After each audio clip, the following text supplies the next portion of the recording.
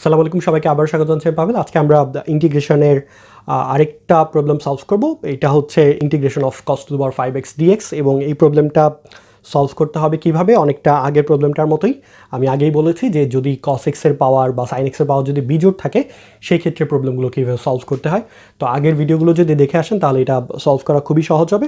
সেই সাথে আরেকটা কথা বলি যে আমার এই ইন্টিগ্রেশনের প্লেলিস্ট ছাড়াও আমার HSC পরীক্ষার্থীদের জন্য অলমোস্ট সবগুলো চ্যাপ্টারের ভিডিও শুরু করে দিয়েছি এবং বাই দিস টাইম আপনারা যখন ভিডিওটা দেখবেন ততদিনে হয়তো আশা করি শেষ হয়ে যাবে ভিডিওগুলো, যেমন বৃত্ত, সরলরেখা, তারপর হচ্ছে বিন্যাস সমাবেশ, তারপর ডিফারেন্সিয়েশন, ইন্টিগ্রেশন।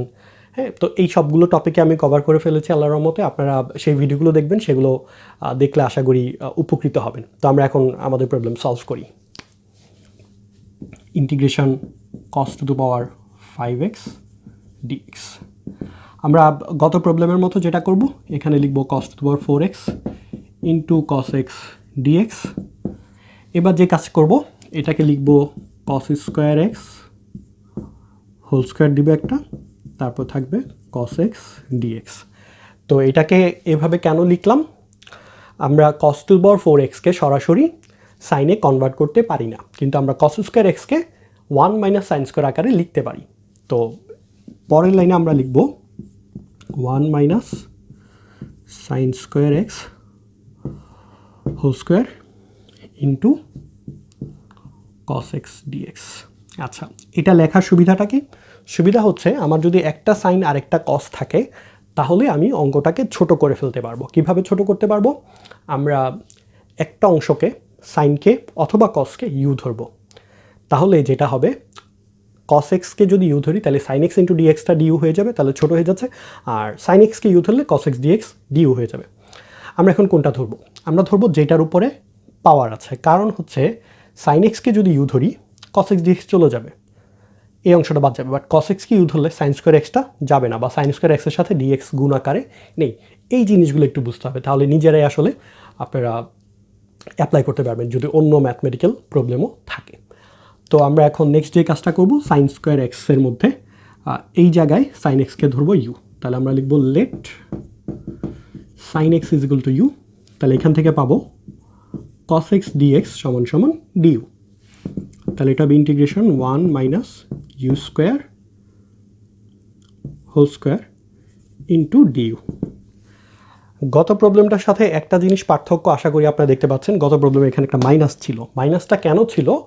কারণ আমরা যখন সাইন এক্সের এই জায়গায় cos x ধরেছিলাম, cos xকে ধরেছিলাম ইউ, সেক্ষেত্রে cos xকে ডিফারেন্সিয়েট করলে আসে মাইনাস সাইন এক্স, এই জন্য এখানে মাইনাসটা ছিল। বাট এখানে সাইন এক্সকে ডিফারেন্সিয়েশন করলে cos x আসে, কোনো মাইনাসটা আসে না। সো এই জন্য এখানে কোনো মাইনাস নেই। বাকি সব কিছু এক্স্যাক্টলি সেম হবে গত প্রবলেমটার মতো।